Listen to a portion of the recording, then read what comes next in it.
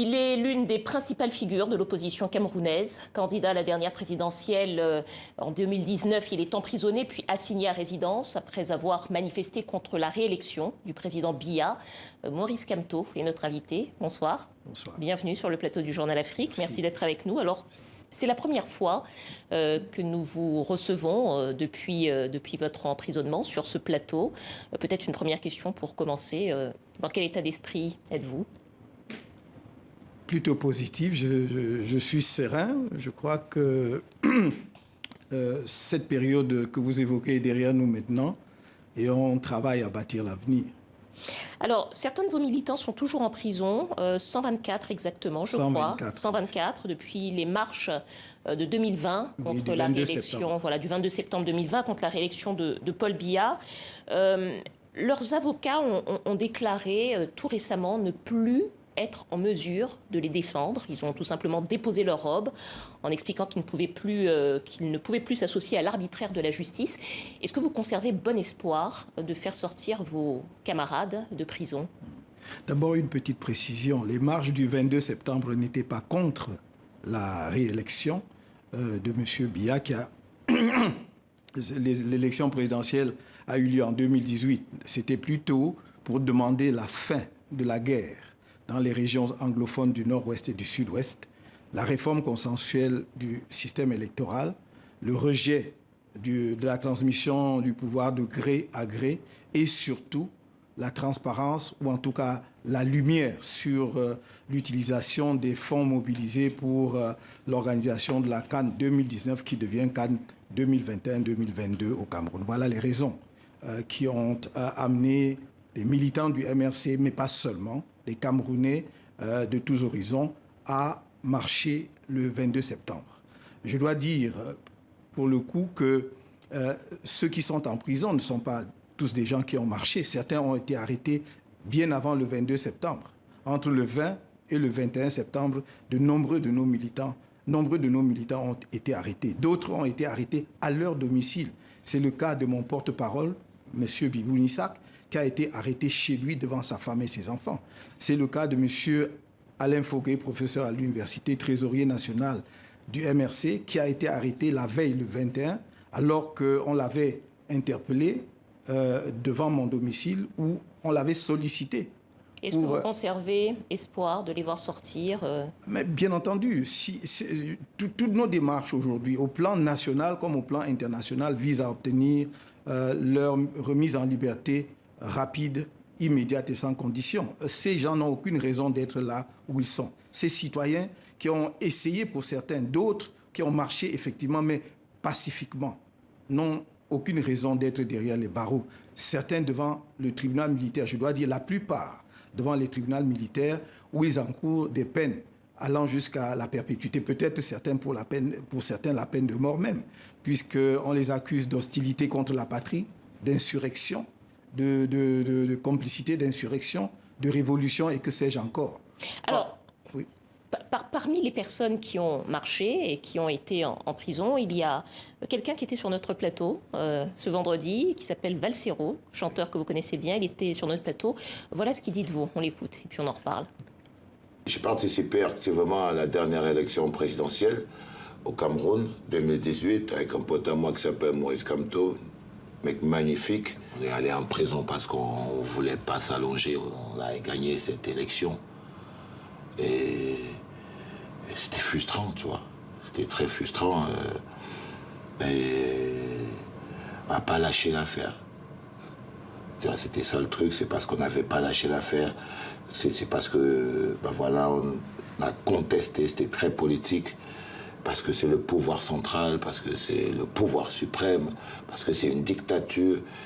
Et voilà. On a entendu Valsero le dire. Vous vous étiez d'ailleurs vous-même déclaré vainqueur de la présidentielle en 2018. Vous venez nous dire que c'est une période qui est derrière vous, mais est-ce que vous vous considérez toujours comme vainqueur? Est-ce que vous réclamez toujours cette victoire? Il ne pourrait en être autrement. Ce n'était pas un jeu. C'est un fait historique massif, indélébile et intangible. Dans un siècle, si on devait être encore vivant, on continuerait de réclamer cette victoire, de revendiquer cette victoire. Alors, Paul Biya a été élu pour 7 ans. Oui, c'est précisément la terminologie que vous utilisez me gêne. Il a été élu, il est au pouvoir pour 7 ans. Ce que je voulais dire tout à l'heure, que le fait de revendiquer notre victoire ne nous empêche pas de constater que quelqu'un d'autre gouverne le Cameroun depuis 3 ans, en tout cas depuis l'élection présidentielle de 2018. Ça aussi, c'est un fait, nous en prenons acte.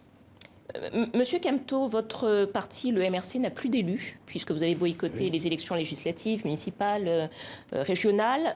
Quelle est votre stratégie aujourd'hui pour accéder au pouvoir ? D'abord, les stratégies ne se disent pas sur un plateau de télévision, ça c'est clair. Mais nous travaillons d'abord avec les autres forces politiques camerounaises, y compris des forces de la société civile, à proposer un code électoral qui devrait, à notre sens, faire l'objet d'une modification consensuelle.